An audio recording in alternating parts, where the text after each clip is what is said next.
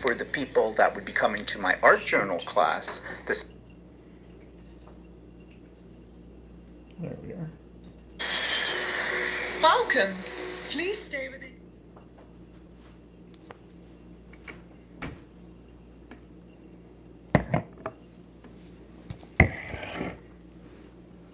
We have a heavenly glow on today. Oh, Laura's here. Hi, Laura. Hi, Steamwell. My name is Laura. I'm a long-time lurker, but today I decided not to be shy. I hope you both are well. Great, Laura. Glad that you're able to join us. See, look, we have a heavenly glow. Yeah, well. I don't know why. The lights. I know. We don't I think your lens might be dirty too. Oh. Of course, there's no Kleenex here. Where would that be? We'll be out back in a moment. In here soon. And we've got a few other people joining us. And we just got to clean our lens here. We might have a little bit of a dirty lens. Getting this refracted light happening. Did you get a...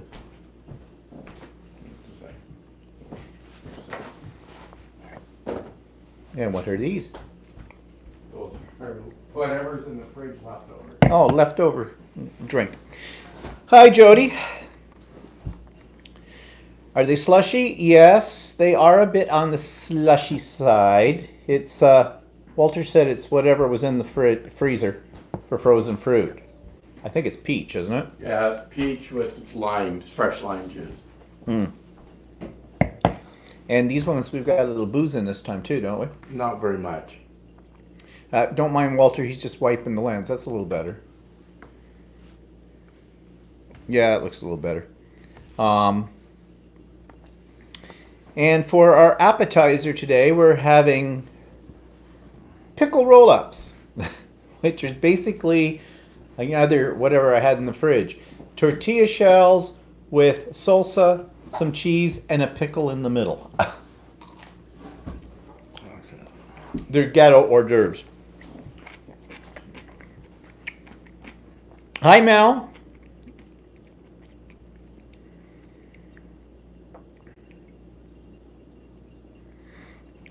And everybody's saying hi, Deb, but where's Deb?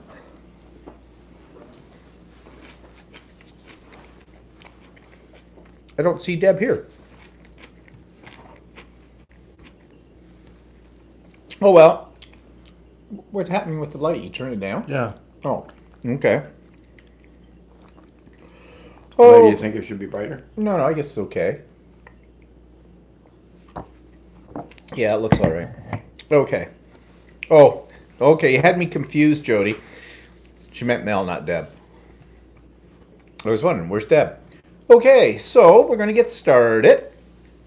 And so, right off the bat, I don't know how many of you saw the updated announcement of when we were coming on. Originally, we told you we were coming on at 5 p.m. Eastern Standard Time today because it's the first Sunday in the month, so normally I have my art journal class.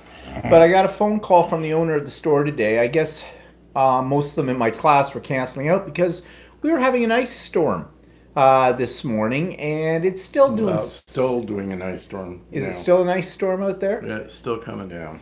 Yeah, so not good driving conditions for this. So decided, okay, best to cancel today's art journal class, which meant I went on and got rid of the first announcement and put a new one up saying that we would be coming on at our usual time. So sorry for the confusion, but when you live in Canada and it's December, this is what you need to expect. Yeah, it's a little bit early still. Well, it is a little this early. kind of weather. Yeah, maybe it's global warming. I don't know. But anyway, so that's why we're on at our usual time. So I don't know. Some people may be completely confused as to when we were coming on today, but we'll find out. Okay, so what's been happening? Yeah, Mel says it's like here, living in an ice box. Yeah, Well, it's not really that bad. Yesterday I put up Christmas lights. It wasn't doing anything. It was -2. yeah. And And all the snow that we had before today then, it's it's gone. still not that much colder, I don't think. But it's we've had ice pellets, and ice pellets are usually worse than snow, like because then the roads get icy, and doesn't matter how good your tires are, they don't do ice well. Snow is a different thing. If it was just snow, it wouldn't Yeah. be so bad. But with ice, and especially the way they clear the roads around this neighborhood, you can very easily. You should put salsa in this. What, are you wearing it? Ooh, there's salsa on the floor. Okay. Anyways, so what's been happening? We had the annual review at my mother's nursing home. They do this once a year. The staff all come together with you and they talk about, what's been going on with my mother for the last year. And it gives us an opportunity to ask questions or also to voice any concerns we might have, although you can voice your concerns anytime you want. And really, we haven't had that many concerns because, except for my mother's bras, which now I'm beginning to think that maybe that's just a figment of my mother's imagination because pretty much the bras she has are accounted for. So, I don't know, it's a non-issue.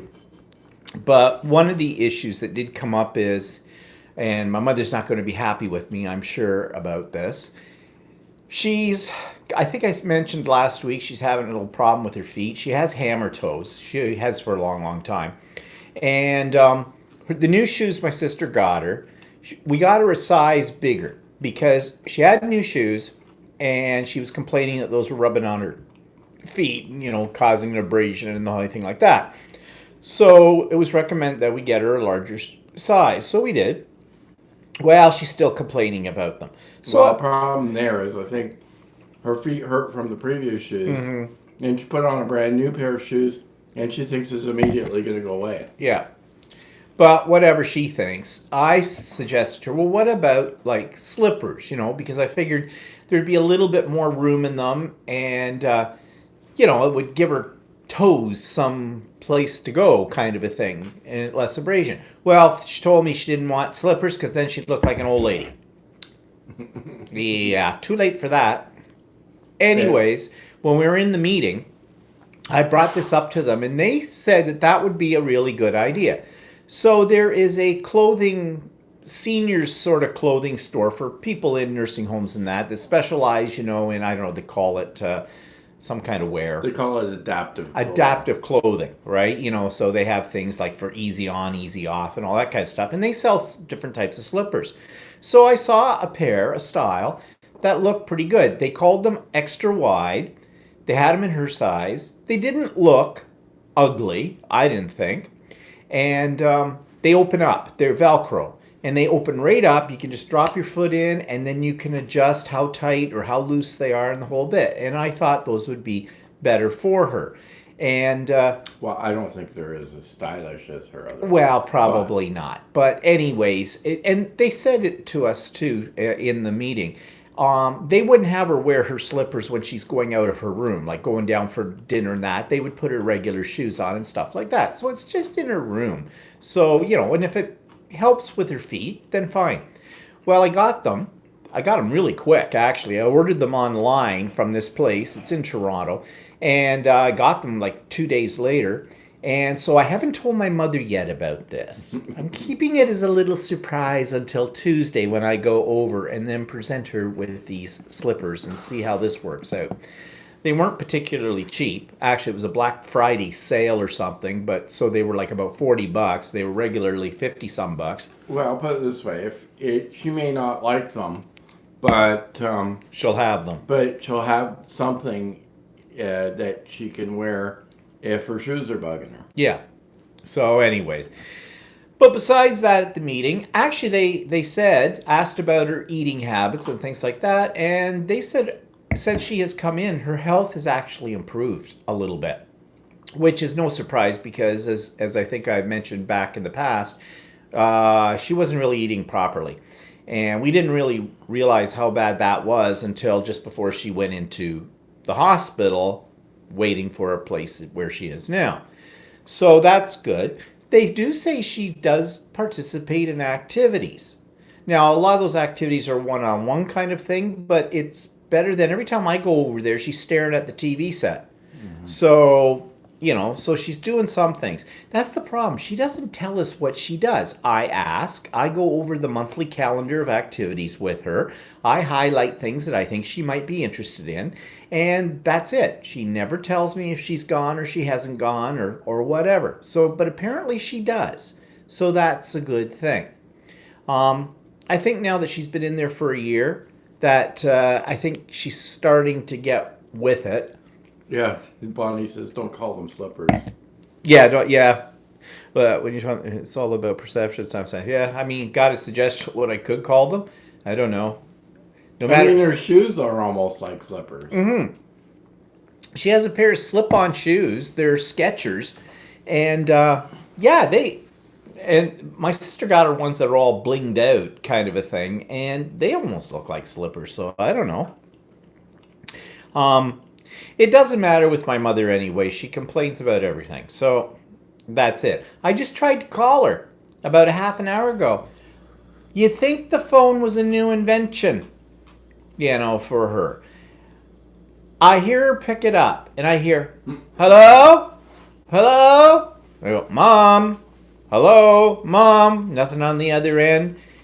It's not hung up. It's still there. She's not answering. She's not speaking into it. She's probably got the damn thing upside down. I don't know. So I hung up. I waited a few minutes. I tried to call back. I tried to call back twice, and I get a busy signal both times, which means she's left it off the hook. She hasn't pushed the button that says off on the stupid thing.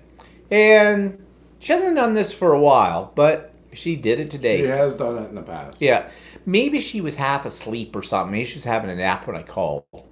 Because she wasn't that quick to pick up, but she never is. So I don't know. She may have been a little disoriented or something, and who knows. But whatever.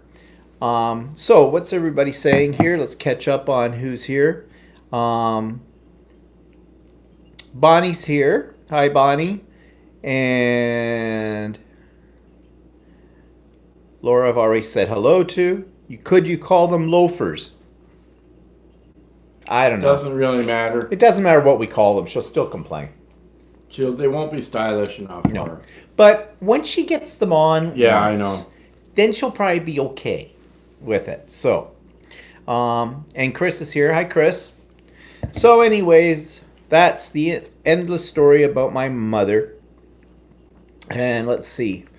So, as I said, I should have had my art journaling class, but I didn't because of the weather. I got a phone call actually from the owner of the store. She's in Florida right now. But I guess she was checking her email. There's a rarity. Yeah, I don't know how she got the message, but anyways, maybe one of the people at the store informed her, called her, said, you know. Yeah, probably. And I was a little concerned about what we were going to do because I don't really have a way of getting a hold of these people. They have their email addresses at the store, but I don't have them, which since they're the same people every time, pretty much, I think I better circulate in my next class a little sheet around and get everybody's email so I can, if something like this comes up again, I could send out a group email kind of a thing and say, hey, look, weather's not good. So anyways, I first of all suggested, well, can we put it then to the next week? So next Sunday, if, Carol didn't have, that's the owner of the store, if she didn't have any plans for the store or something like that. But then we got talking and thinking, probably best not to even bother with it in December because everybody's busy in December with the Christmas rush and all that kind of stuff. And we'll just carry over to January at our next meeting. So, and Carol thought that was a good idea. So that's what we're doing with that. Let's see. Bonnie says, I'm trying out a design on my 360 by 350 embroidery hoop. I received it for Christmas last year, and this is the first time I've tried this hoop. Hope it all works out. Yeah, well, you're joining the ranks of the machine embroiderers because Walter has joined the ranks too. He got his this week, and we had a little drama with it. Nothing major, but he says to me, I guess when he was playing with it, you see, Walter has another life. It doesn't involve daylight. He only comes out at night. when most people are going to bed, like me. And so I guess he was screwing around with this thing, and he couldn't. It kept coming up and saying that his presser foot wasn't down when it was down. So I took a look at it, checked his threading, all that kind of stuff. Everything seemed fine, and discovered that what you had to do was, you see, the presser foot on this machine is manual. So, it's got the lever at the back, as all presser feet do, and you just, pull it down and it drops the presser foot down on your fabric. And that's what it was doing. Only thing was, it didn't realize that. So I said, well, let's just let it clunk. So instead of just gently letting it down, I just clicked it with my finger and it goes boom. And it works when you do that. But that's not the way it's supposed to work. So you carry on from there. What? So what did you do? well, I called the store Mm-hmm. and didn't get an answer. Didn't get an answer. So went down to the store. And so the owner said to me that it's probably just an adjustment. She had a repair guy in the next day. Mm-hmm. I mean, it's a brand new machine. I just got it out of the box. Yeah, it's right out of the box. And to bring it in the next day. Well, he looked at it and it was a slight adjustment. There's a screw in there that must not have been quite adjusted well enough. It took only 5 minutes Yeah. to do it. And we figured it wasn't a major problem, but I mean, it's Other not, than that, it's working fine. Yeah. So He's been making little owls and things like that with it, having a good time with it. Bonnie says, I have been machine embroidering now for 10 years and it's my very favorite sport. Yeah, I like machine embroidery too. I especially like the projects that you do in the hoop kind of a thing. I just made, I should show you these little things. These are cute. I got this pattern from Embroidery Online. And what it is, it's a little tea light holder. And you put your tea light in it, and this one's snowflakes, but it came with about 6 different designs. And I thought it was really cute. It's what they call freestanding lace. And this is what I do with it. I have little LED lights. I made 3 of these, and they're sitting on our coffee table right now as Christmas decorations. But they're kind of cute. And as I said, there's 5 other designs besides the snowflake one, but I thought the snowflake one looked more like Christmas. Also, it does serve as a tiara or crown for your Barbie doll as well. But I thought they're kind of cute. And some of those little LED lights I talked about before is what I'm using in them. And they have a remote control. Bonnie says, where did you say you purchased it? It's a website called Embroidery Online. So if you just type in Embroidery Online, you'll find it. I buy a lot of things from them. They have a lot of great designs. Creative Kiwis, another really good one to go to that I have found. They're from New Zealand. Mel says, lucky you. I bought a new sewing machine over a year ago and still haven't even opened the boxes. Then I should learn how to thread it. Maybe someday in the future. I never understand that. You're not alone with that kind of thing. There's a lot of ladies who come into the sewing classes at the store we go to, and they say, yeah, I've had this machine for like 6 months or a year, and I haven't taken it out of the box yet. yeah. Why? And I've known that with... Sweet Pea embroidery is good too. Oh, yeah, I've been on their site as well. Yep. I haven't heard that. I don't understand why people do that. To me, I can't wait to get something. When I get something new, I can't wait to get it out of the box and get playing with it. I know people in the crafting world, too, who have had a Cricut, a brand new Cricut cutting machine or a Silhouette, and they say, yeah, it's still in the box. I knew a lady that I used to craft with a lot at one point in time, and she at one time owned 2 brand new printers because she couldn't decide which one she was going to keep. So she bought both of them at the same time. She never took them out of the box. 6 years later, we're at her house. And I said to her, did you ever take those printers out of the box? No. 6 years later. I mean, the printers by now are obsolete in terms of what the technology that's changed in 6 years. And that, like, I don't get it. I don't understand that. Bonnie says, I think sometimes people feel intimidated, so will not open the box. Yeah, well, I think some people get intimidated by the technology, and But are then why afraid buy to- it? Yeah, I know. Then sort of why buy it? Yeah. I mean, most of these things only have a 1-year warranty. Yeah, I know. I want to get it out of the box, make sure it still works. Yeah. It works okay. Because look, at obviously yours was right out of the box had that problem.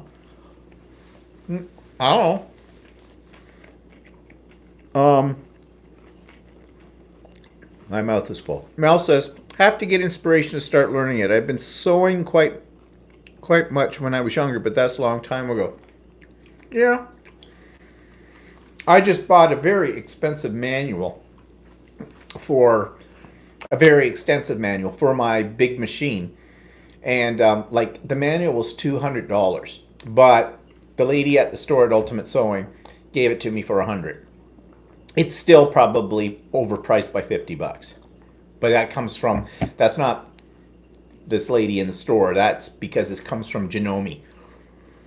And I haven't now. Okay, here I'm saying about not opening boxes, and I haven't opened this binder yet. But I've been busy making Christmas stuff. Yeah, that's my excuse, and I'm sticking to it. It's just, for me, it's not technology. I just have too many other things to do. But Well, it's I good don't to know. be I busy. always even if it's even if I have a lot of other things to do or I don't have any use for something right away, I'll take it out of the box first to play around with it first to get an idea of how it works. I mean, for a sewing machine, I mean, my last time a few sewing machines I had used were like my mom's old sewing machine, and really, they all thread very similar to each other. I mean, there's slight variances between models, but sewing machines are sewing machines. They all seem to thread pretty much the same. Yeah, well, I get what Mel's saying about the technology. Like, I'll take it out of the box and play with it, but I'm infamous for, I want to take it out of the box and start playing with it. I don't want to read the manual yet. As far as I'm concerned, manuals are on a need-to-know basis. See, whereas I will maybe take it out of the box first, but then I'll tend to read the manual cover to cover before I do anything with it. Yeah, so so that's why I bought this particular manual as well, because I am sure there are things on my sewing machine that I really don't know that it can do.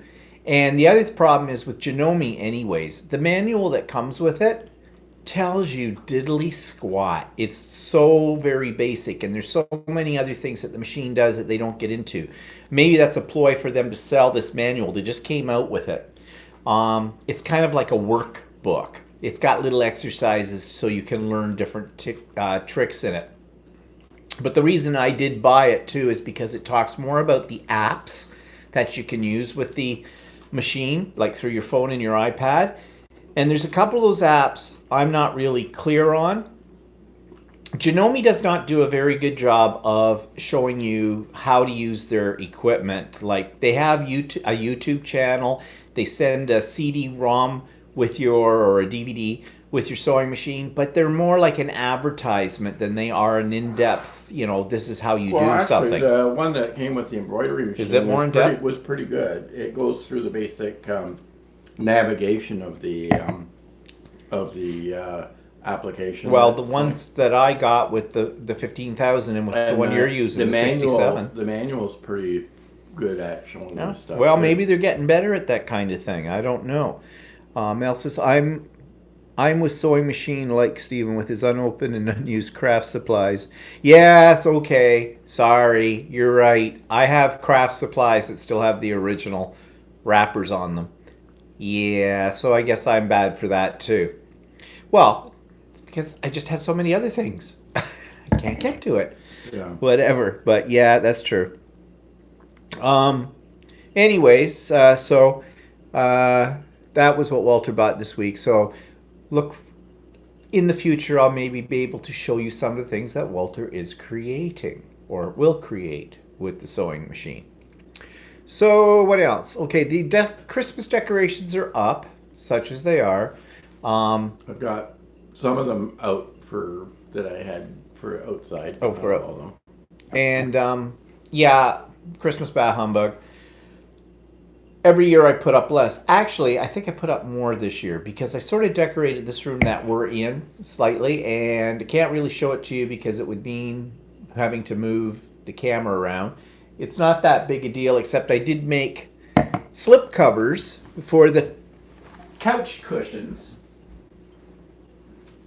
and they just fit right over top. So we have 4 of these big cushions because we've got a love seat and a couch in this room. And so I thought, well, this might be one way that's quick and easy to decorate. So I mean, I did some embroidery on this here, but I didn't do any quilting on it. It's just a simple envelope back, so you just slip your pillow in and take it out, and you know, it's easy to decorate with. So I did that. You saw the little tea light things. And then we got a real bargain on cheap poinsettias. $3 for this poinsettia. So we bought 2 of these, and then they had another size bigger, which is sitting in our dining room, and it was $6. But they look pretty healthy, and they came from a budget grocery store. So we latched onto those quick.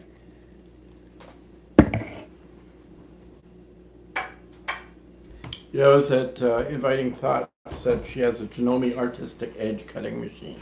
Oh, do you like it? No, she doesn't. Sure, the manual she found is useless, and she's hardly used it. Oh, okay. Because Kim of the Quilter's Way, which you've heard me talk about Kim before, she's out in Alberta, and she has an online membership thing that I belong to for quilters and that. She has one. She loves to do applique, and I think it's good for that. But I have seen them, but they're expensive. Very expensive. Now, they're the ones... Now, wait, does Kim have one? Yeah, I'm pretty sure Kim has one. I don't know. They're an electronic cutter, though. Yeah, they're sort of like a cricket. Like, they're like a Cricut. Yeah. So, I don't know, but they're really, really expensive. They're a lot more than Cricut. Bonnie seems to think zipper back pillow slips are easier to make than envelope ones. Oh, yeah? I don't know. I kind of feel the opposite. Zippers, I can put zippers in, but zippers always kind of intimidate me to a certain extent. And the envelope ones, actually have done them once. You can fly through them, no problem. I mean, essentially, it's just 2 pieces of material overlapping with them, so I don't have too much problem with that. Zippers, I have more problems with. I can do them, but whatever. Let's see. So, that's Christmas decorations. I am going to go around, but it'll be for my vlog, and probably take a quickie little video of how I decorated this year.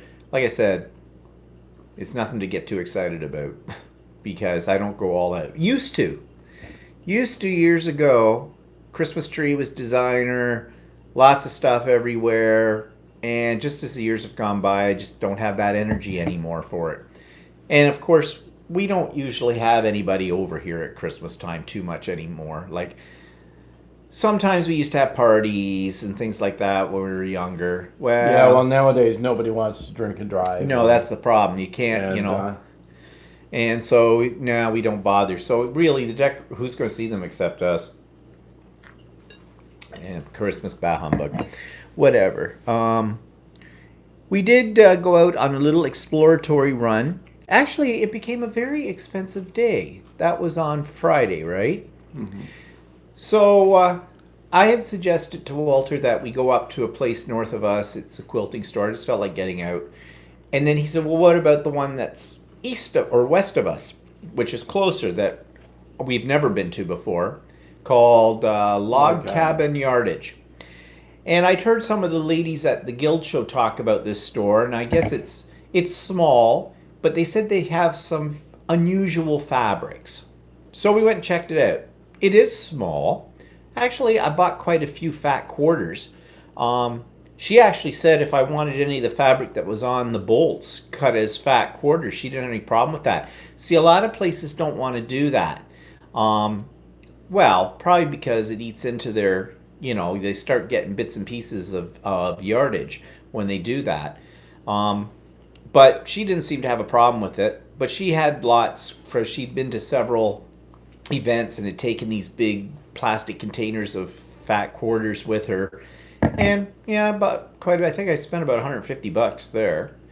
You bought a few things. Yeah. And then we discovered that right next door to it was a stained glass place. Well, I'd known that this place existed for a while, but I didn't really know exactly where it was located. And I had heard that it's a little bit small inside, and it is. Oh, it was. It's squishy. Well, she said she did It's classes, small, but I don't know where she does the classes, because the classes, well, you're going to wear that, I'm sure. I understood. Her classroom is extremely small, and if you do stained glass, unless you're doing a sun catcher, you need a lot of space. Yeah, Well, that had to be her classroom. Yeah. She had So benches in there. I don't know. I got like thinking about it later on. I thought, I don't know if I want to go. Like you did, all you did was move it around. What? In there, further. I didn't see that. Well, I won't make those again. Well, that's what you get for having ghetto orders. So then their classroom's really, really small, and even if she's running a class, I thought, I noticed online though most of her classes say they're beginner classes. Oh. So you just do sun catchers in those. Oh. And then you can have like intermediate as you have your own project, but you can't do anything substantial in size in there if you want to do your own project. Now, mind you, she does have class supplies. Yeah, I was going to say she which had is lots good, of glass. because now it's another place I know that I can get glass. So that's good because stained glass seems to be dying as far as getting supplies is concerned with it. So, thanks, Chris, about my cushions, and Laura, and Mel. Let's see, what are people saying here? Oh. So anyways, we did go to those two places, and then we ended up back at Ultimate Sewing. And they were having a meltdown there because their internet was down. And of course, their cash machine and everything are all governed by the internet.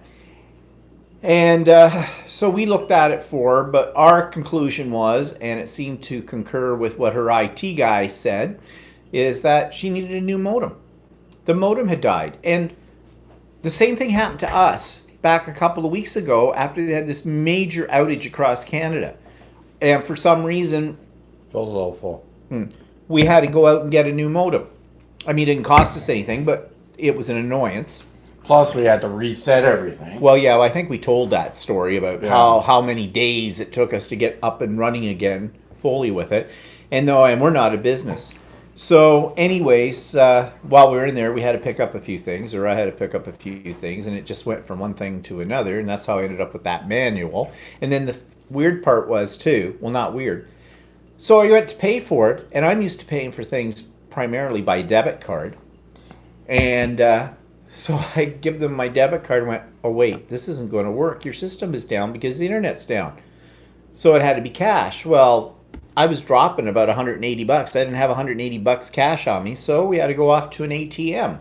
Now, Shirley, the owner, she said, well, yeah, you did fill that up full. Thank you. Well, why do you have to lift it to drink it? Because my lips don't go that far over. Like, what? Guppy lips? Jeez. Anyways, she, I almost got it on my iPad here. She said, now I lost my train of thought. Oh, no, so I had to go to an ATM and come back to pay for it, right? And that's kind of weird. She said I just do an IOU, when she got back up and running, no problem, because, we're in there every day of the week, practically. In fact, last week we were in every day, Monday, Tuesday, Wednesday, Thursday, Friday. So there. Well, I had 2 classes last week in there, but then Walter got his machine, and then he had to go back, and then we went in again. I don't know. We might as well sell the house and move into that place. But anyways, I think she's up and running now, which is a good thing.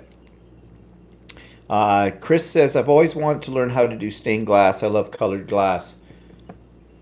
Yeah, well, Walter's stuff is pretty good.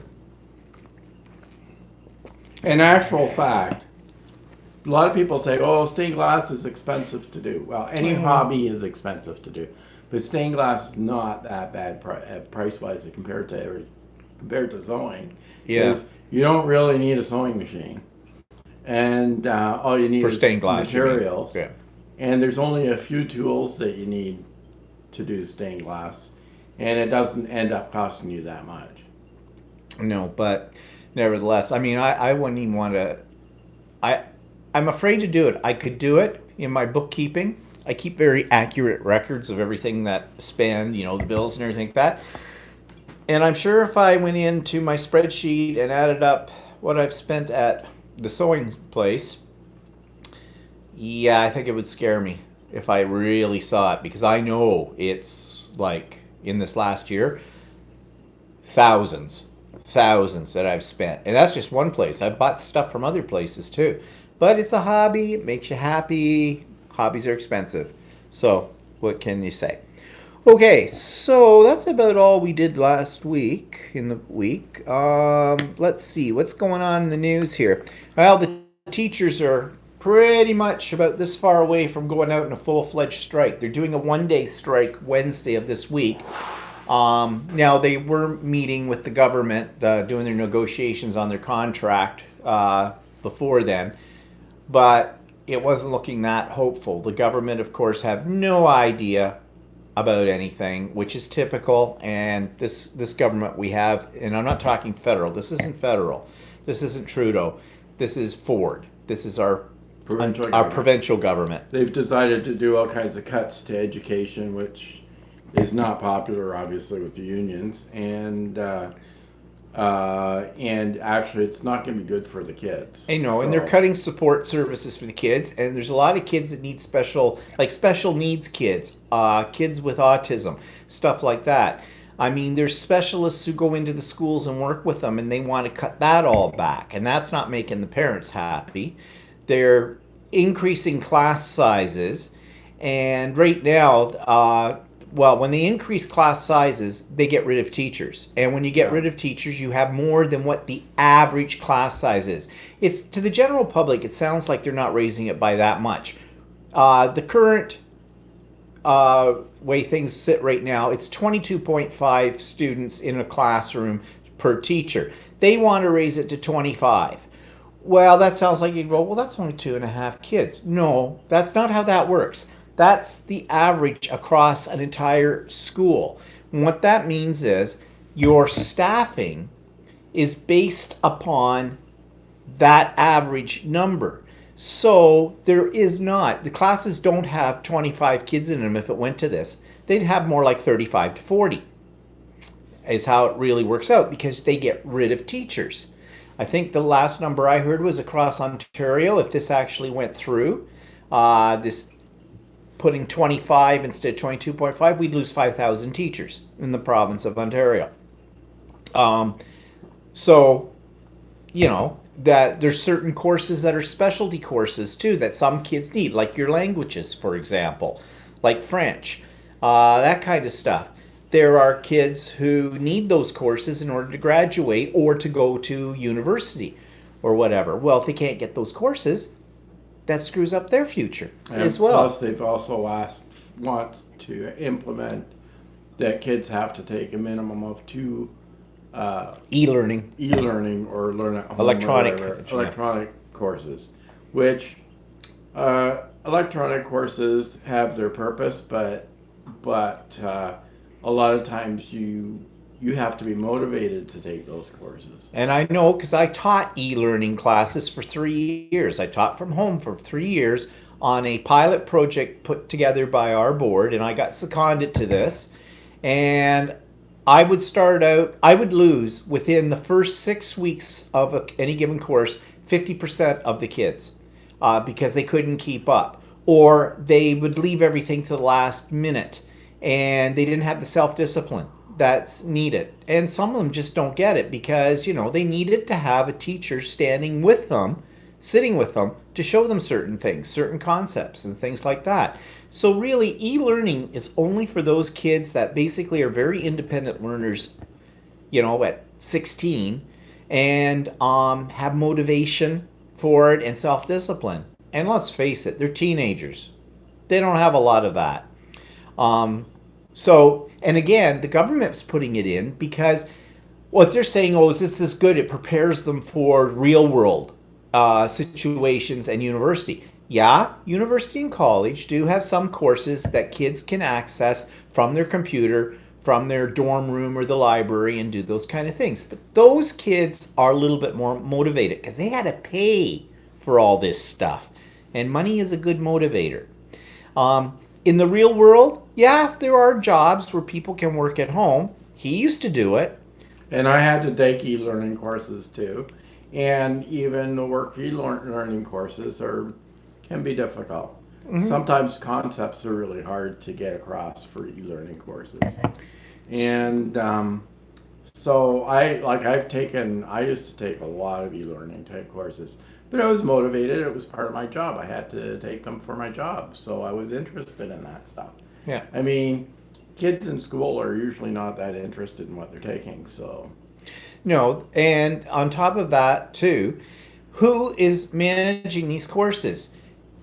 One teacher, one qualified teacher can operate the equivalent of, or according to the government, four teachers with four different classes. The number with that. That's assuming they're going to do it the way you used to do Yeah. it. What means, why wouldn't it be? I think the government's looking at it as they're just going to put out a course that no teachers will have to do. So. Yeah, it'll all be automated. It'll be multiple choice tests and things like that. The kids won't get proper feedback or anything like that. So it's, it's a color in the dot kind of education with it. But what it does for the government, which they're not telling the public about, but all teachers know this, is that it gets rid of more teachers. I mean, if a kid has to take 2 courses when they're in high school, then that's full-time equivalency in terms of teacher, what we call full-time equivalency. So they'll probably eliminate, I'm not even sure how many teachers that would eliminate from the system. And it's a cost-saving device. You don't have to pay those teachers then. And, there you go. So, of course, the union is fighting that as well. They did get an inroad on that in the negotiations. Originally, the government was saying they wanted kids to take 4 e-learning courses in their 4 years of high school. They dropped it to 2, but that's still too many. This dropped it till 2 right now until next year, and they decide that they change it to 2 more. Bonnie says education and health is 2 favorite things to cut for any government. Yeah, that's right. It is.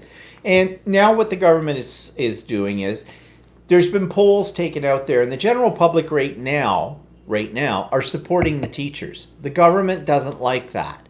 So what the government's trying to reduce it to is back to the old money thing. Oh, the teachers are greedy. They already get well paid. Now they want more money. No, what the teachers are asking for is cost of living increase.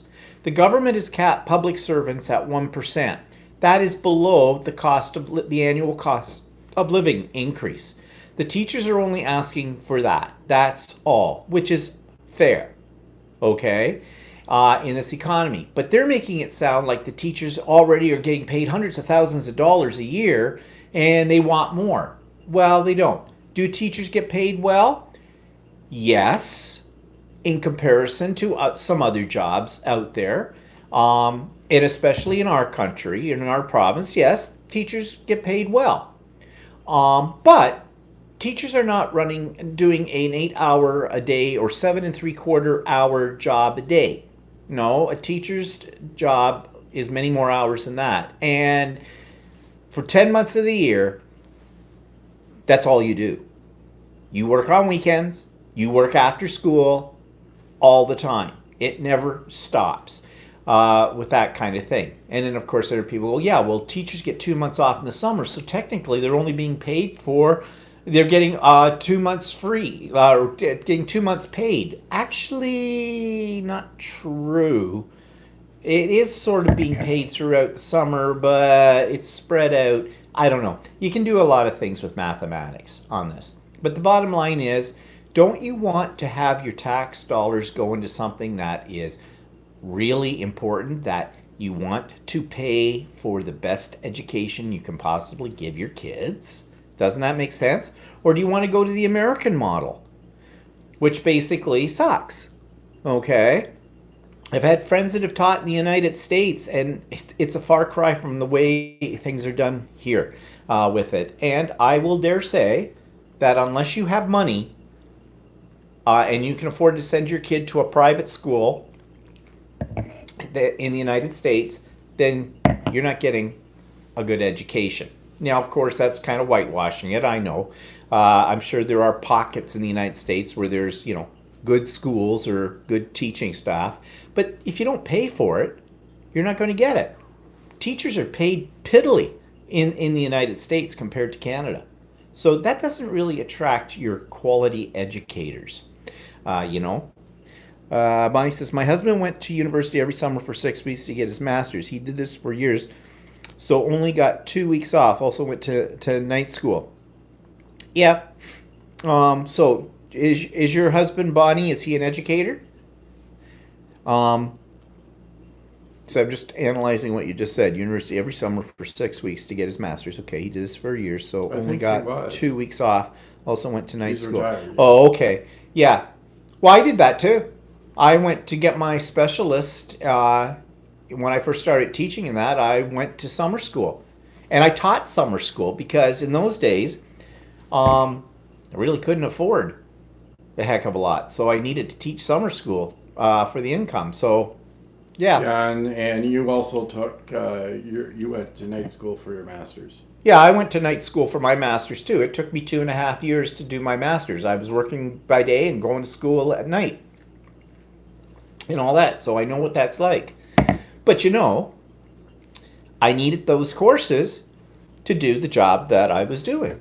And not to mention, teachers go out and out of their own pocket do a lot of upgrading all the time. So this thing with the government saying that teachers are overpaid already and shouldn't get any kind of increase, that's bull. That's complete And bull. not only that, I know what teachers were getting paid basically, and there's a lot of jobs in the public, not public, Private areas and public areas in businesses where people have get paid much more money doing less work than the teachers do, and don't require as much education. No.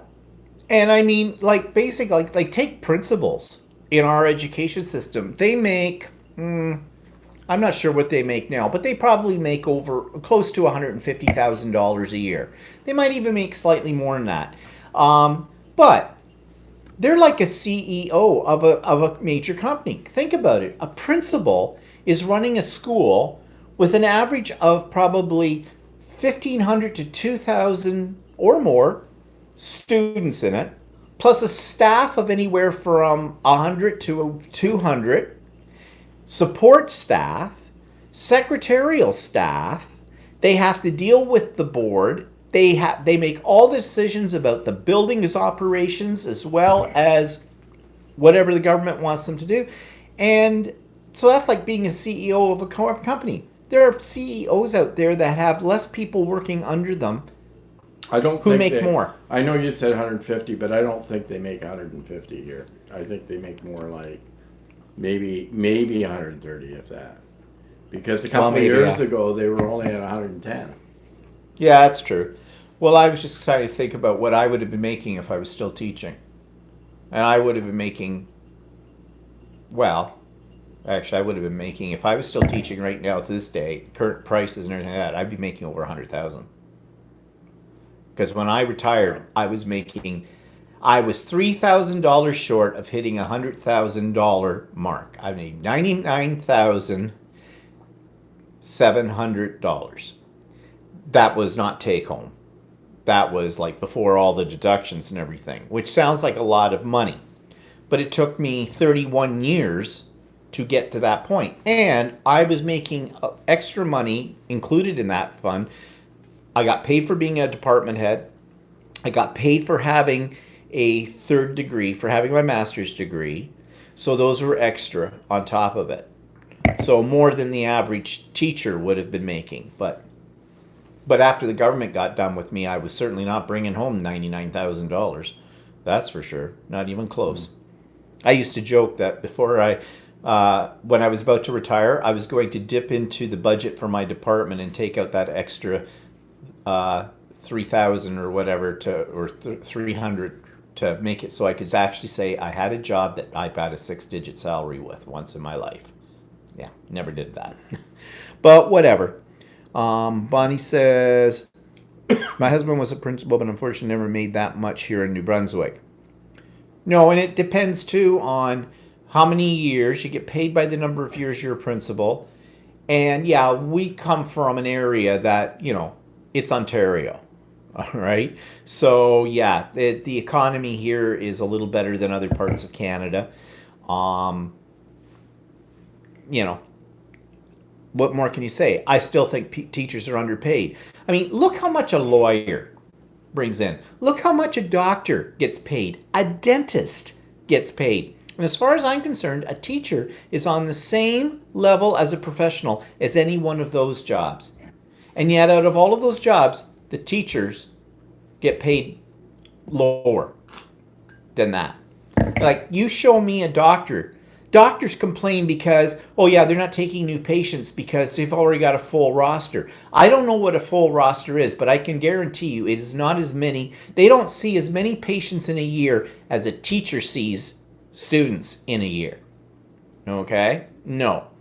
And same with dentists, and the same with lawyers, the whole bit. So, and most of those people would never be able to handle what most teachers have to put up with in a classroom. So I don't know. Anyways, you're getting me off on a tangent here on all this. So anyways, the teachers are going on a 1-day strike this coming week, unless for some reason their negotiations are going well and the government is, starting to become more reasonable about things. And this is just a prelude to what could be full-fledged strike. So we'll see what we see. Mel says, and think about all those nurses who make really hard work and are not paid well. Oh, exactly. Nurses are another one in our society that do not get paid what they're worth. I mean, there's no way I would want to do their job. And I watch the nurses and the staff at my mother's nursing home and with things that they put up with. I don't know how those people do it. I really don't. They're special kind of people to be able to, basically deal with all literally, the crap that comes out of their clientele and all the other stuff. Yeah, and they're not paid enough either. It's as simple as that. Chris says, my daughter did a science degree and then did a master's in education. She's been teaching now for about 5 years, 2 of them in the UK, and I think she's around 75K. When I started to teach 35 years ago, I think it's longer than that now. When I started to teach in 1981, my salary gross was $23,000. Now it was the 80s, everything gets inflated and the whole bit as time goes by. But that was it. That was the money that you made, $23,000. Well, Prezi says it's not 5 p.m. yet. No, I know, Tracy, but I guess you didn't catch the other notification.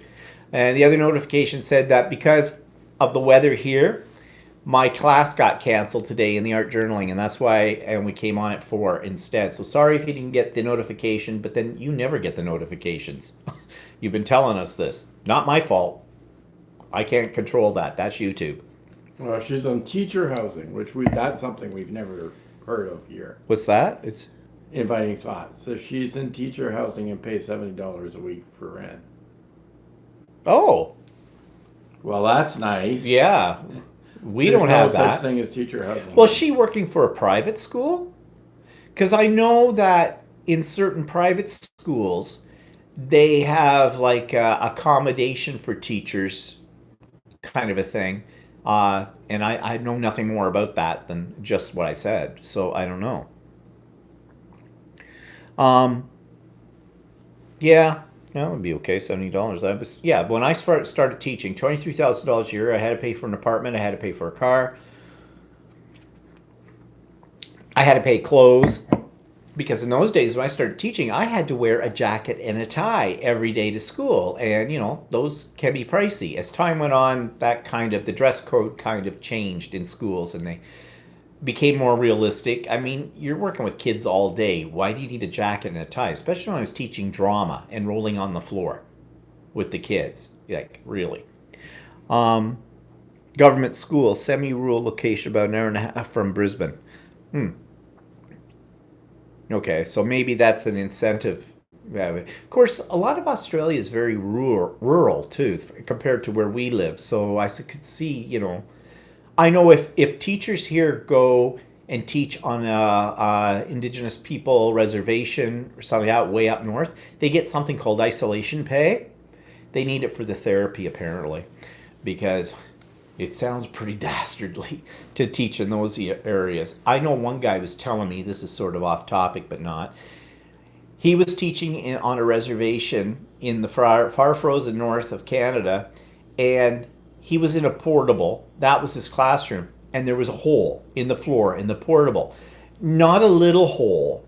It was a hole big enough to put a couple of desks down, and no one would ever repair it. They kept saying, yeah, they'd get to it, and they never did. The kids used to turn his back, and the kids would escape from his classroom by going down the hole and out underneath the portable, out like that. So, and he said there was a lot of problem with truancy in there, parents who were absent from everything, and a lot of alcoholism and drugs, and this is one reason why he got paid isolation pay. But he actually liked it, but it didn't sound too exciting to me.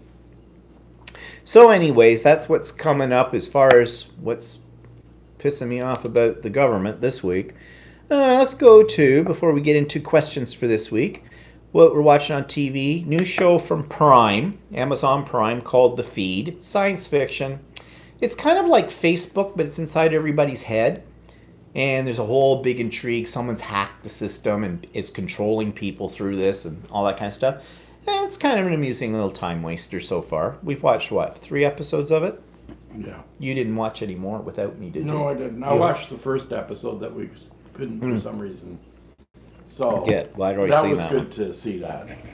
And we haven't been to a show in a while, so nothing new, nothing I can think of that we've watched on Netflix as far as shows are concerned. What was that one we watched? That's how memorable it was. I don't know. I can't remember. I can't remember either. So, yeah, can't recommend that. But one thing I find really interesting, okay, and Jody, this is not a criticism of Alex of Curiosity Inc., but something I have noticed. Okay, for those of you that may or may not remember, I have talked several times about this one particular YouTube channel called Curiosity Inc. And the guy who runs it, Alex, is a sort of a vintage antique dealer out there. And he's the one that did a whole series on this old house that he bought that was basically full of crap. He fixed it all up. The lady who had owned it was in a nursing home, but she was like 103 years old, but she was a sort of a famous potter, maker of pots and things, clay work, that kind of, an artist in Canada, although we'd never heard about her until this guy featured her. And he's done a lot of things. He just recently, I think I mentioned, he had a guy who was working for him, like helping him do handiwork stuff, Hans, as his name was. And he helped Hans with a GoFundMe project to get him a house, because his house had burned down at one point in time. And he was living basically in a trailer with no heat. And there was another guy that he helped that came from Ontario but was out there and down on his luck. And so this guy does a lot of really good things for people, okay, which is great.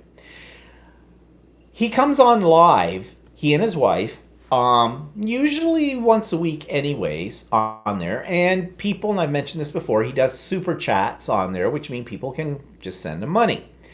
But here's the thing. His oldest son is an artist. Well, budding artist, I guess you'd say.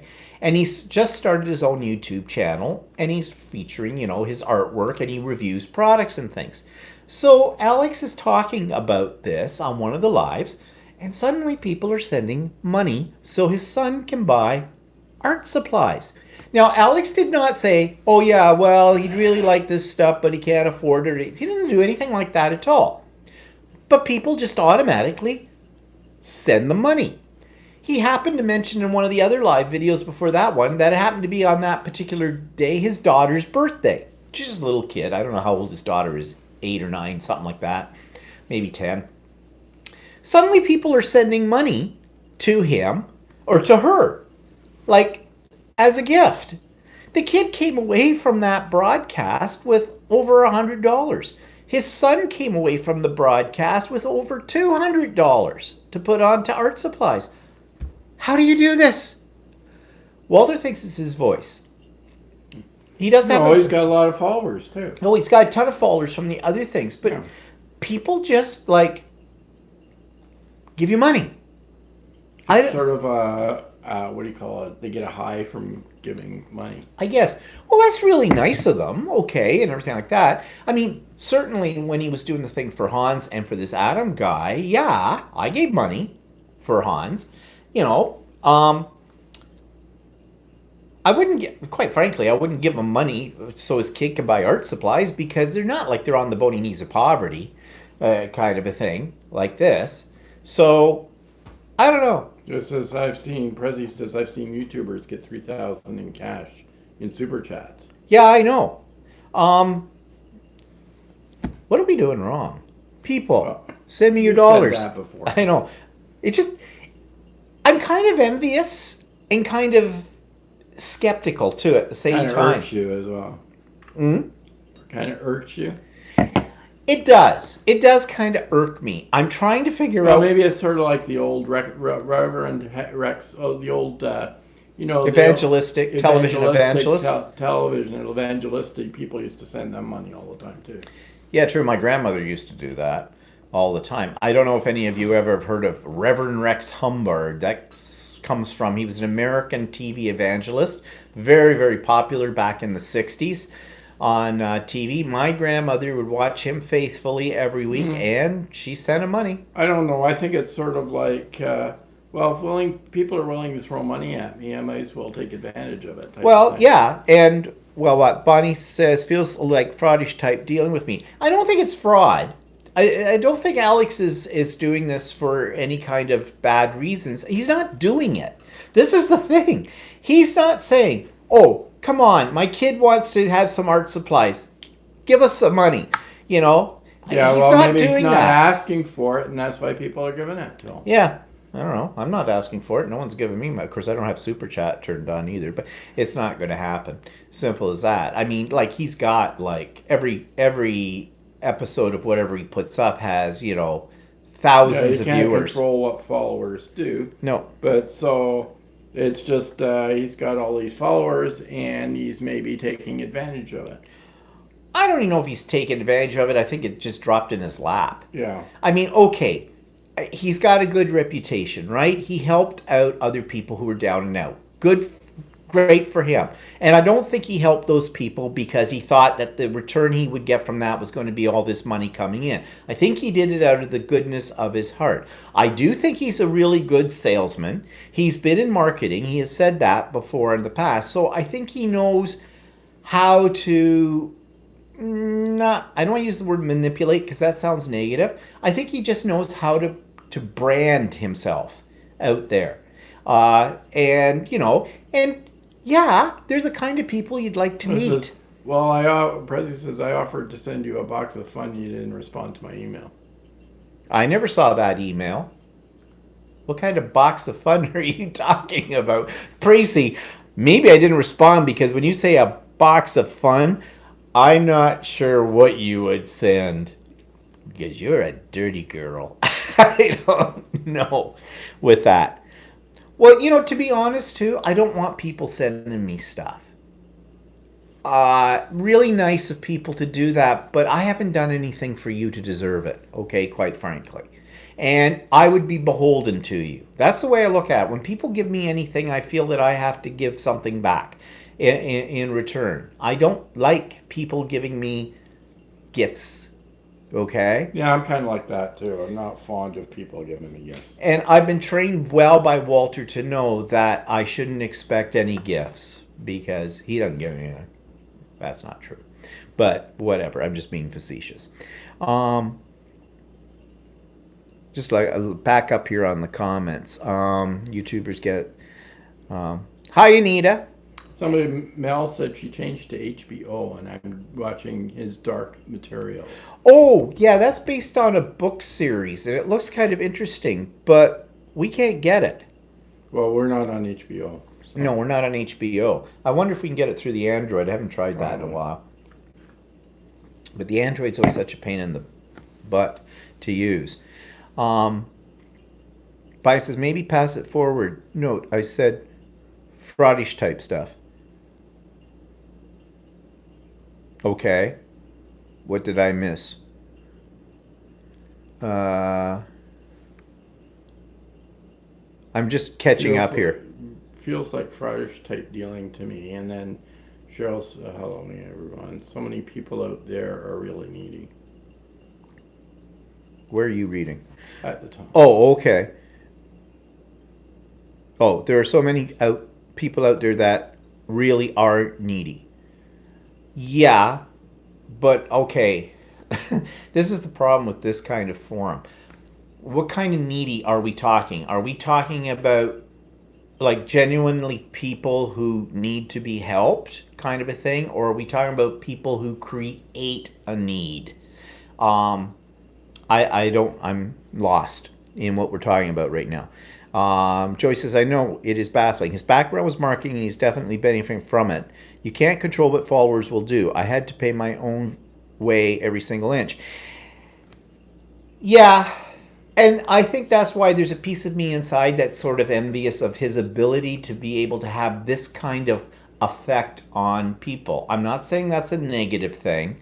I'm just saying I don't know why. Well, I think Bonnie sort of made the idea is that there are lots of needy people out there, and there's all these people giving money to people that have money. Oh, yeah, Right? that's if that's what you mean. Yeah, I could see that. Like, really? Nice gesture, but do you need to give somebody $20 so their kid can go out and buy pencil crayons? Like, and we're not talking a kid on the street here. Like, they look like they're clothed and fed very well. So Yeah, Bonnie said that's what she means. yeah, okay, I get that. Yeah. Yeah.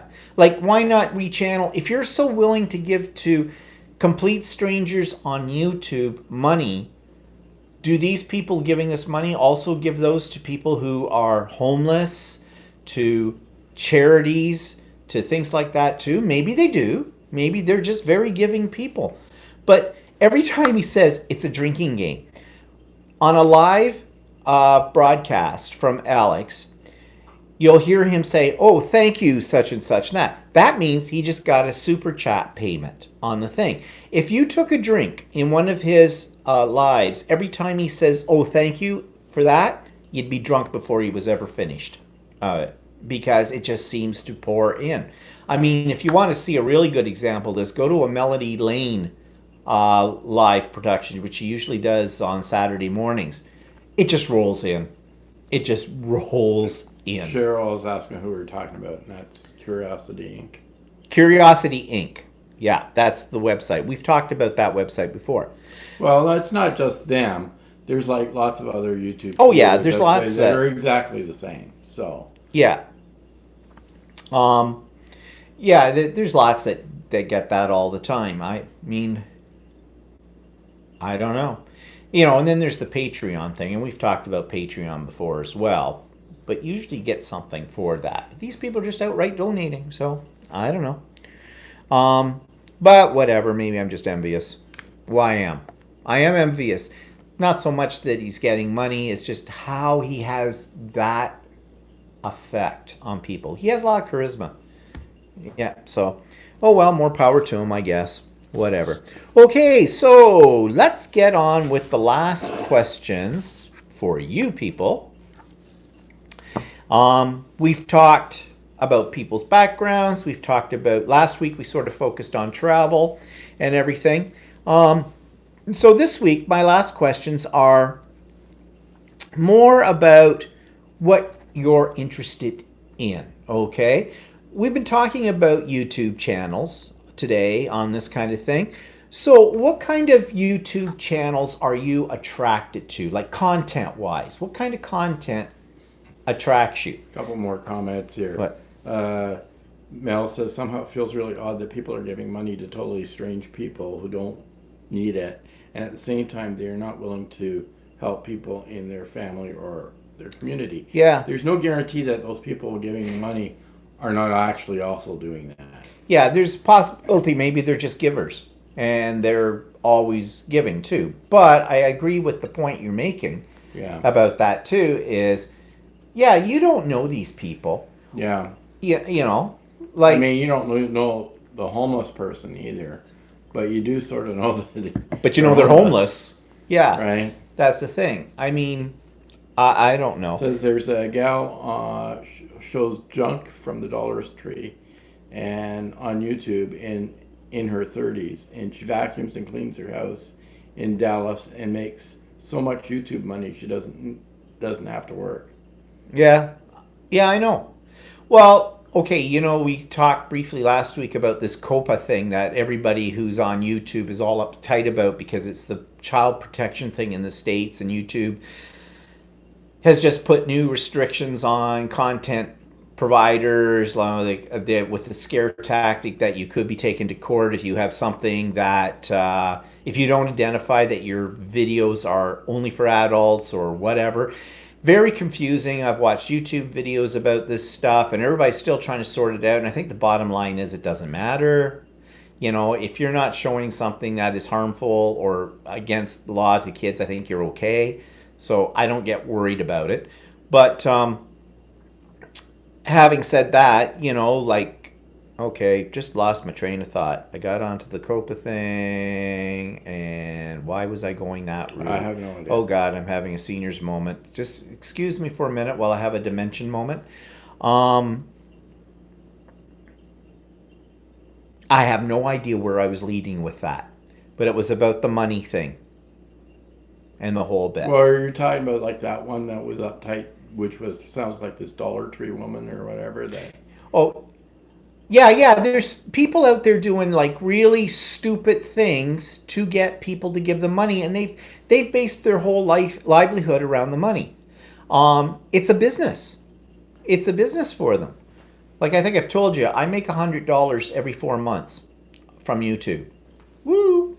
But these ones that have like Alex, who has like every one of his videos that goes up, he has like something like within one day he's got well over like 2,000 views, and it goes up from there. So yeah. Mel says this COPA law is really stupid. It should be parenting issue, not punishment to YouTube creators.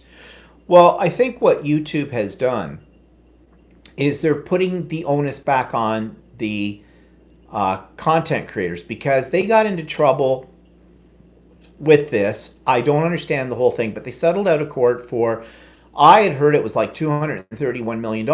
I was watching something last night that said it was $170 million. Either way, they paid this money out, and now they're putting this, part of the stipulation of what they had to do with this settlement was to change their policies on YouTube or something to reflect this law.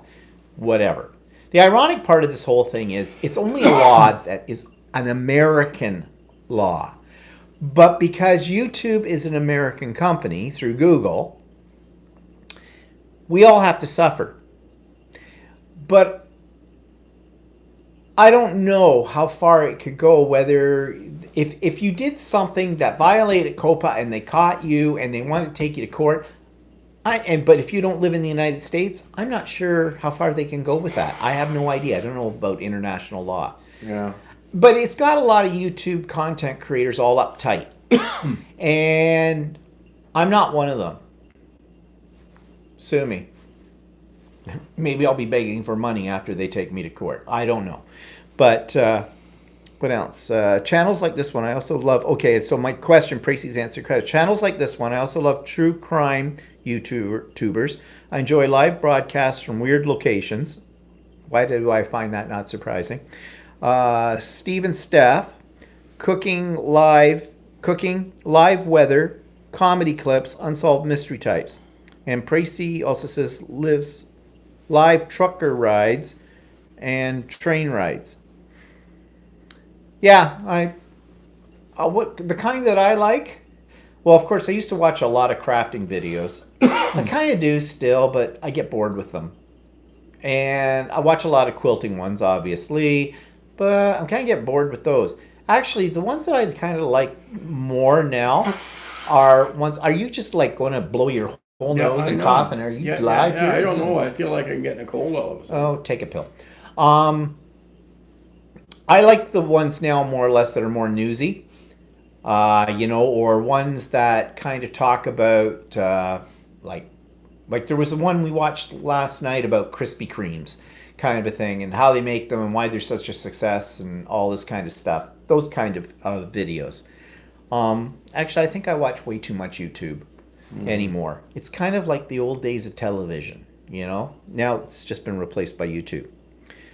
Priest, except I will never watch Elvis the Trucker. One of his modes is a convicted Pedophile. a pedophile. Oh, okay.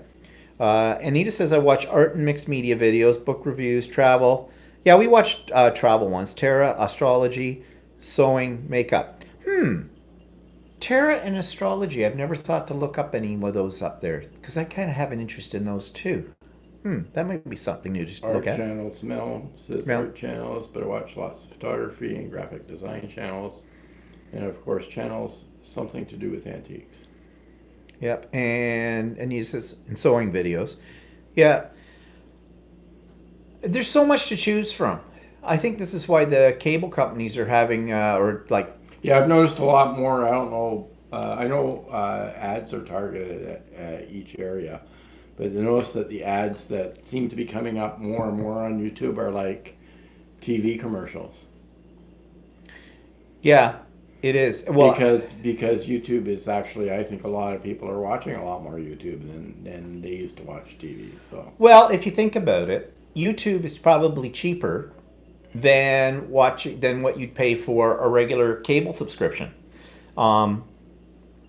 Virtually, the only cost you have with YouTube right now is the cost of your internet connection.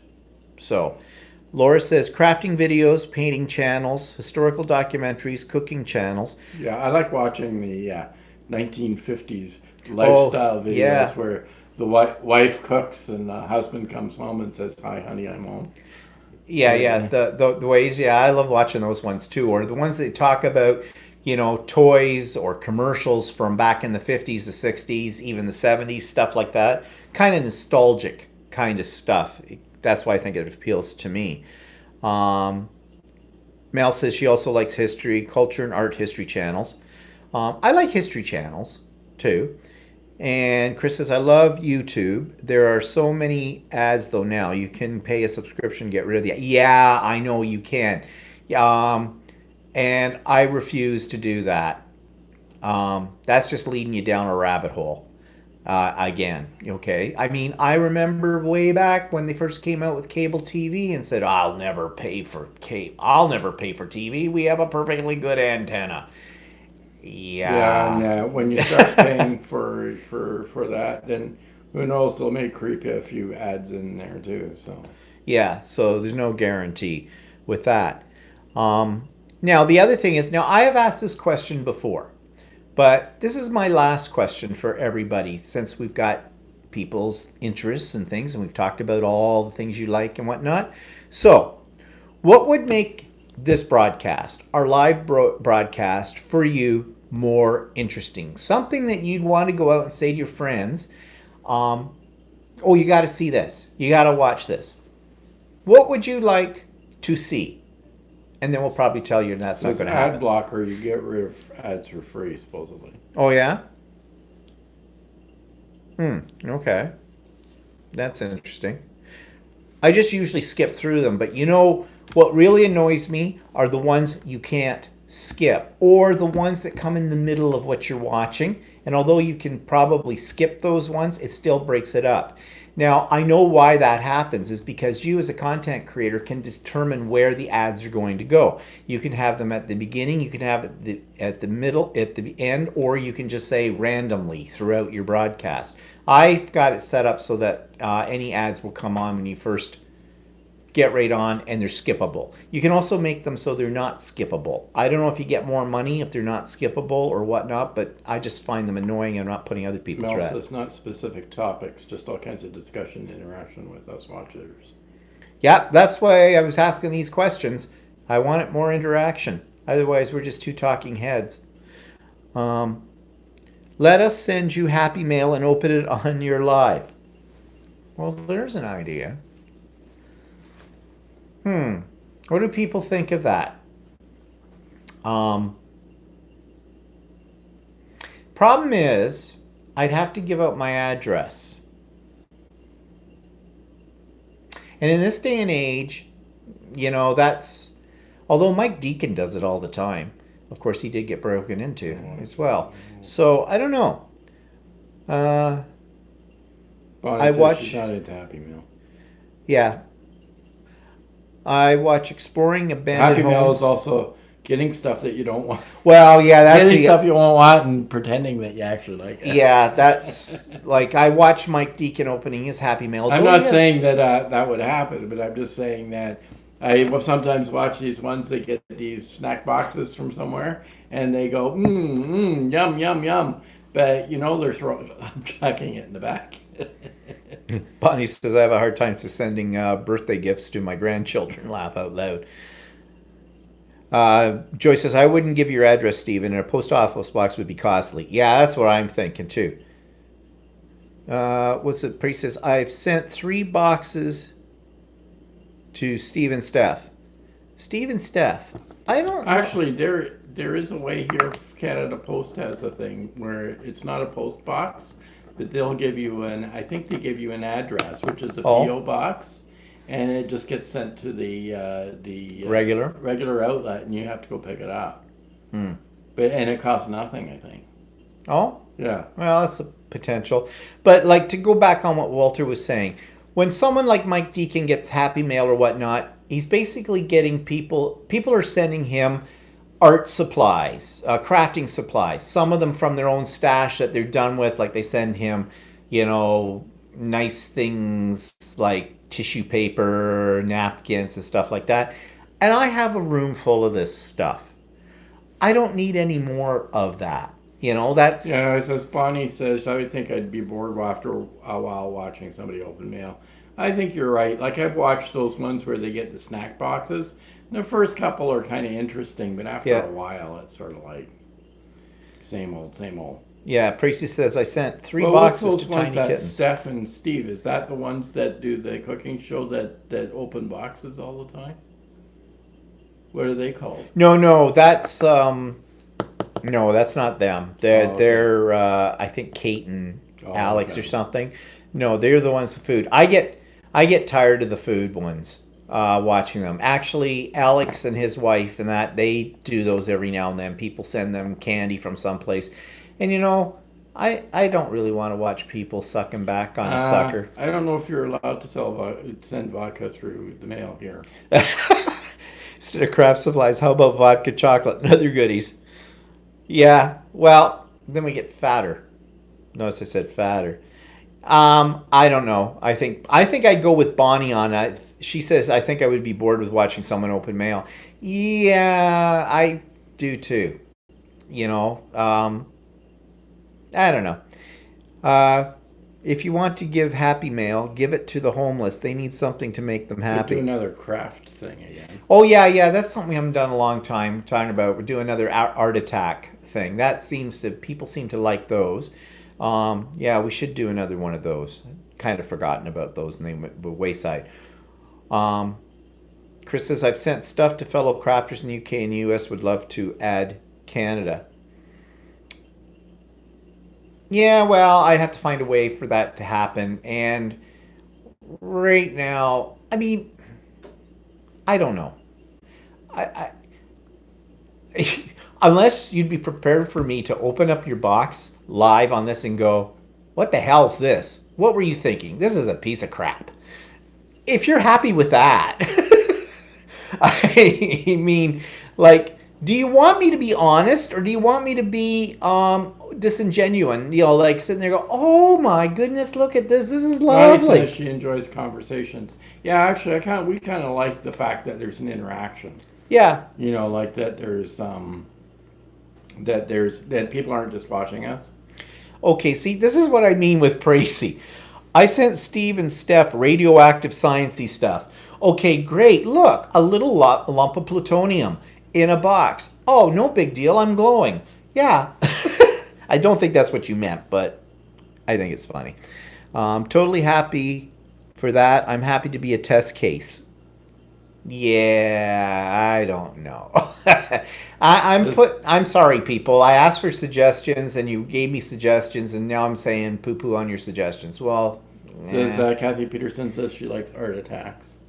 I enjoy just your weekly live as they are, so you really feel the need to make the change. No, I'm not. I just thought there might be something else that people Might be would... a kind of a diversion. A diversion, another, Oh, we could always do what's in my drawers.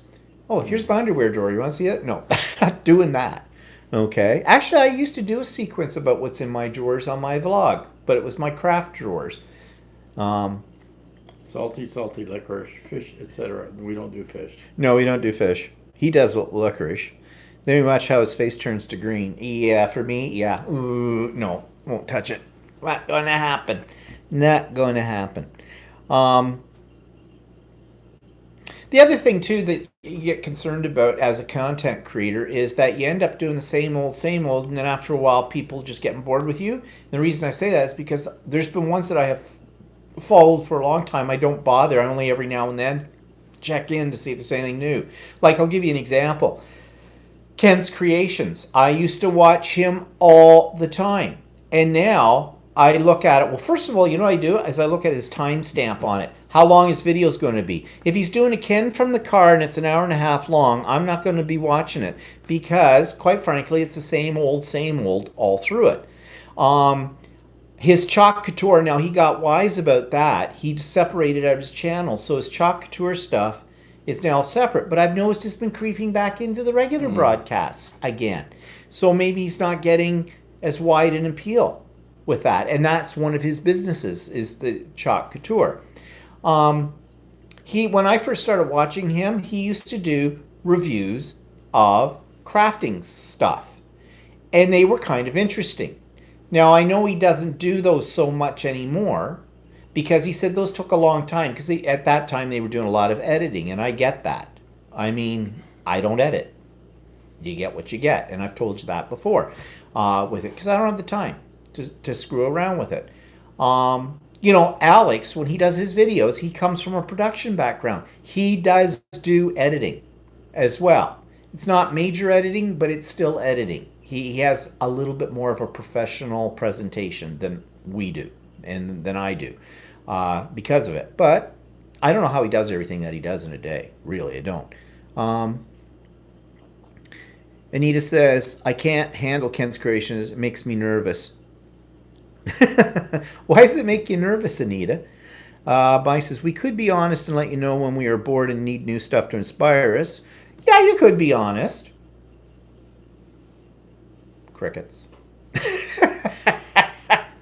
I thought you guys were being pretty honest. You've told me before stuff, and I've taken it to heart to, like, Cheryl okay. says he's, with Ken's Creations, he's high maintenance. Well, yeah, he apparently has ADD or something like that. He's always talking about it, but yeah, he is very high maintenance. I mean, sometimes I watch him now, but I don't watch him like I used to watch him. I stopped watching Melanie Lane for the same reason. She's exclusively cricket, and it was great when I had my first cricket and things like that because I learned a lot from her. But now it's just a repeat of the same old everywhere. But she's got a successful formula, I guess, because she's basically financing her life with her YouTube videos. So, and for people who don't know how to use their cricket, she's great with that in instruction. Chris says, I'm a very small channel and get around 50 hits per video. I've been watching your latest ones, Chris. I did an unboxing video last week. Yep, I saw that one and got over 200 in a week. I was wowed by it. It has made me think I should step out of my comfort zone.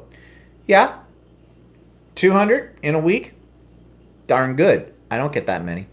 So there you go. So what are you doing that I'm not? Unboxing. Yeah, I guess. I should have unboxed my sewing machine. Yeah, maybe.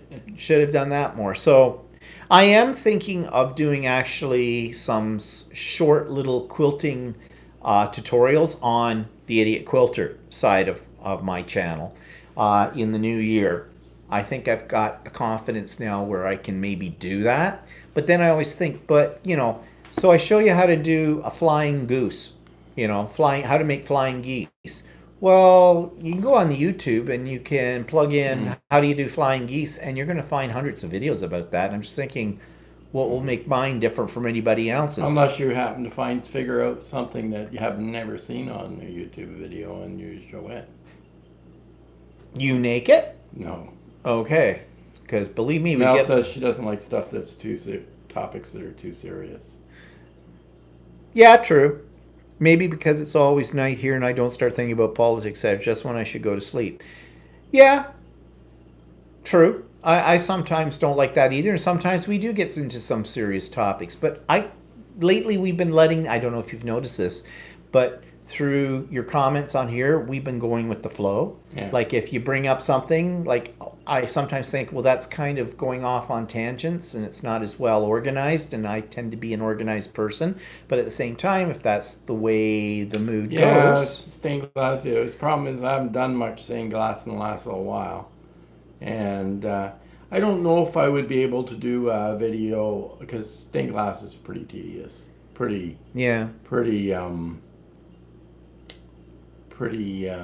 intense, I guess. Well, that's it's a slow process. Well, like, what was it? Like, I mean, he can whip off a carton in a fairly quickly, whereas a piece of stained glass will take me hours to do. So, like Chris says, Stephen, I would love to see some art journaling videos from you. I used to do art journaling videos as well, but then you've got people like Mike Deacon and a whole bunch of other ones that do better ones than I can do. And yeah, you could say, well, yeah, but everybody's got a different style, and that's true in the whole bit. But my heart isn't in that anymore. And I don't think that's a surprise to anybody on here that's been on here for any length of time. You know that. I mean, I don't dislike it. It's just that I need to be motivated, and I'm just not anymore. I do put into all my vlogs. Every week I have a continuing series of where I've been working for this full year on the iCraft kits that my local scrapbooking store got in. Your local dealer. Yeah, my local dealer. Yeah, it sounds like drugs. Where I've been doing those, and they are tutorials to a point too. And I just put up one the other day on how to do a paper star that I adapted from doing a fabric star kind of a thing that I was going to teach today in my art journaling class to my ladies, but we didn't have the art journaling class, so put that one on hold. I'll give them the option in January, even though it's sort of more of a Christmassy thing, see if they want to do it.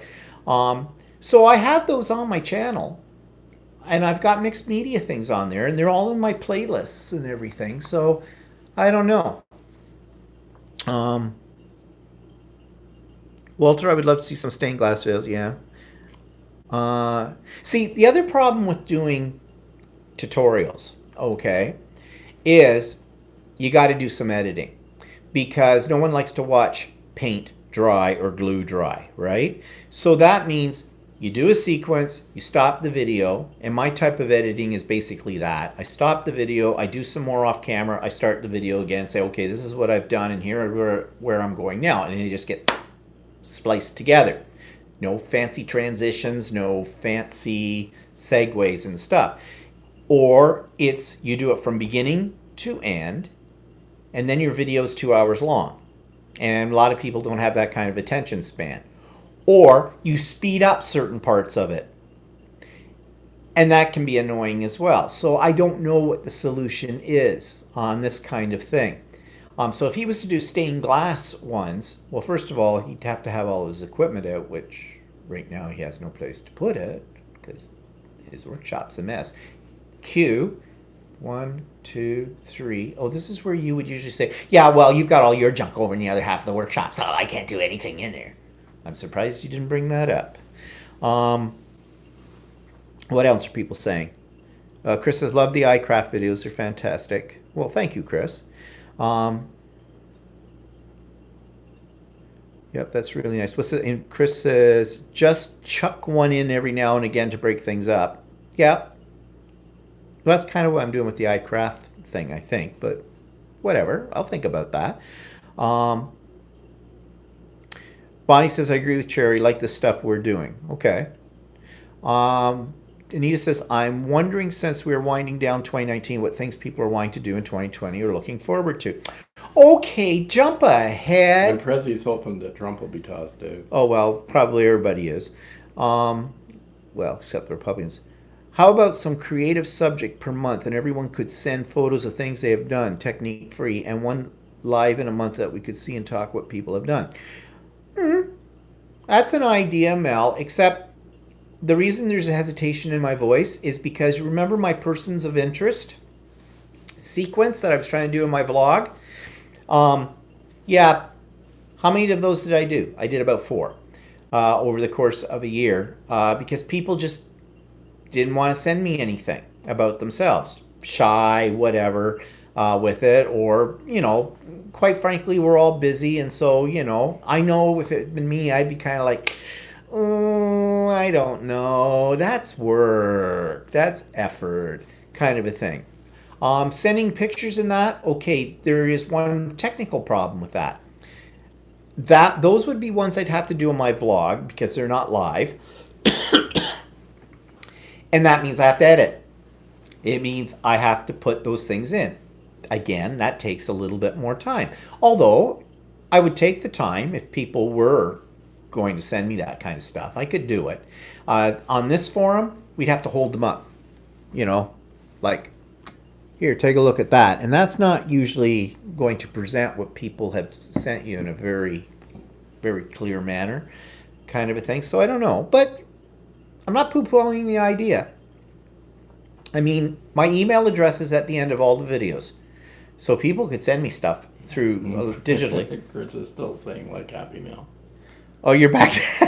Chris is really into this Happy Mail, aren't you? What I could do, okay, all right, thinking off the top of my head. If you wanted to send me Happy Mail, okay, then you can send me an email saying, Steve, I want to send you Happy Mail.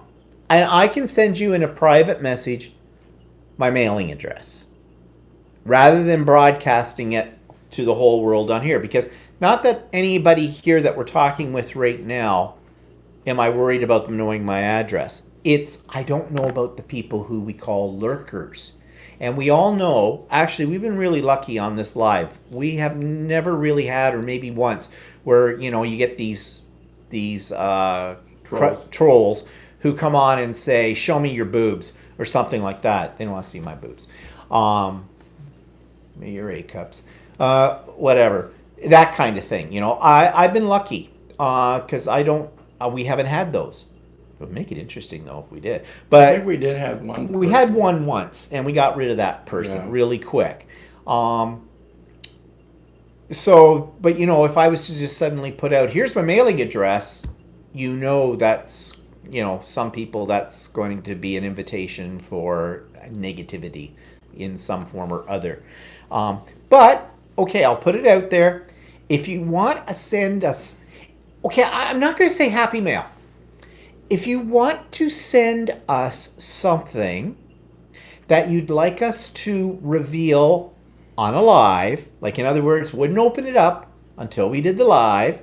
And so let's say, for example, okay, got a package from Chris, wonder what it is, and it was something different, something unusual. Like it's just not a whole pile of like used napkins for artwork or that kind of stuff, okay? Something, maybe it represents where you come from, some little thing, because mailing things is expensive, especially if you're mailing it from Australia.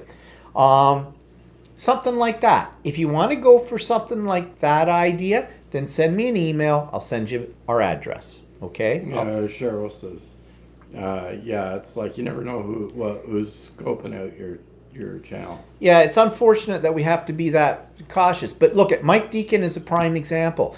He had his full address in his show notes, and then he got broken into. And then he went through months of hell with the insurance company over it all. So, not setting myself up for that fall. Let's see, I'm behind here. Chris says I'm laughing so much at the moment. Okay, good. Don't have a heart attack. We could do a cross-country type episode. Bonnie, that sounds. What are you talking about? How would that look? Because that's an idea. Actually, When we go to Edmonton. when we go to Edmonton, I don't know if we'll be able to broadcast something live when we go to Edmonton. It's going to depend on internet connections and the whole bit, but that's not till June, so we'll see. But cross-country thing, Bonnie says, losing me when we are just opening Happy Mail. Yeah, I think it's got to be something unique or different. Like Tracy sending us a piece of plutonium. That's unique. I don't know. It's a CBC talk show. Cross country check. Oh, okay. Is that still on the air? That used to be a radio show, wasn't it? Chris says her husband has D cups. Okay. Now, see, this is where we're going. Now, Tracy's saying, I'm happy I never needed a brassiere. Oh, okay. Too much information, maybe? I don't know. Nita says you never know. Yep. Mel says, well, we have Tom of Finland stuff. I will give you the email address, or I'll give you our address immediately. We love Tom of Finland. I don't know if we can show that on YouTube Live, but, some of it you could, but others you can't. As long as you don't call it a kid's show. Yeah, as long as I don't call it a kid's show, yeah. Pace says, I'm just glad I'm in the same time zone as Stephen Walters, so it cuts back on shipping. Yeah. Others were talking about their cups. Yeah, okay. I get it. Oh, my, the way we go with this. Well, anyways, so, yeah, we're over our time now. So what's coming up in the next week? Nothing. We live such exciting lives. We don't have anything scheduled. Put it that We way. have nothing scheduled. So next week, I don't know what we'll talk about. We'll see. Bonnie says, who's Tom of Finland? Curious. Mel, do you want to explain that? Google it. Google it, and then you'll see what we mean. Yeah, that's the best way. Put in Tom of Finland, and you'll know exactly what we're talking It's about. an artist. Yeah, he's an artist. Mel says, that's been fun live. Thanks, everyone.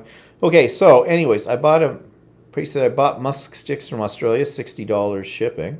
Oh, wow. Wow. Okay, we're going to say goodbye for now. So we got some ideas here. Okay, I am serious. If Tom you, of Finland sounds like cheese. well, no, it's not cheese, dear. Just look it up on Google. Okay, so next week's topic, no idea. We'll just go with the flow. We'll think of something. We will be on regular time next week. Sorry for the confusion this week, but that was a weather thing. Can't fight nature.